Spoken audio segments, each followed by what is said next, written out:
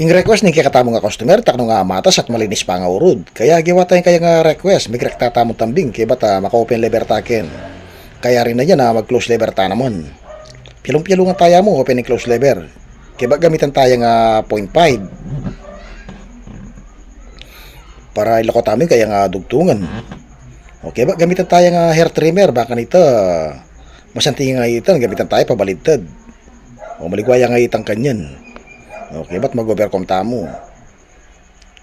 Ingurod din kaya katamo nga customer, ya piningaw sanda nga high paid o high skin paid. O reta nga bisang mabiyasa nga marud at kasalukuyan pa mo nga marud. Kailangan lagi yung subaybayan kaya katamo nga haircut tutorial. Bangta, saguli mabiyasa kayo. Huling step by step tanto turo yan. Saguli ako ayo. O kailangan matyaga kayo mo.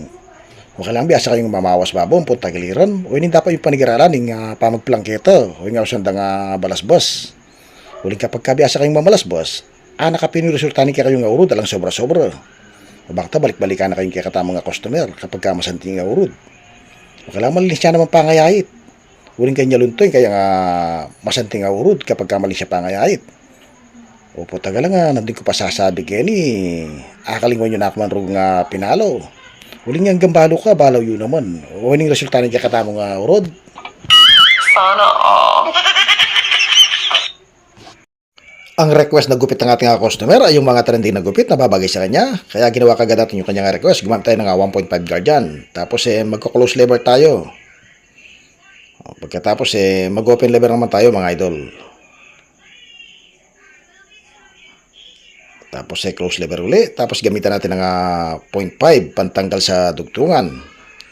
Tapos gamitin natin yung ating air timer pabalintad para maganda siyang ngaitan. Pagkatapos mag-overcome na tayo dyan. Sa mga gustong mag-aral manggupit o yung gustong matutong manggupit, lagi nyo subaybayan yung ating mga haircut tutorial para madali kayo nga matuto at makapulot pa kayo ng iba't ibang klaseng style sa panggugupit. Ganyan lang yung gawin ninyo mga idol dahil step by step naman natin yung itinuturo.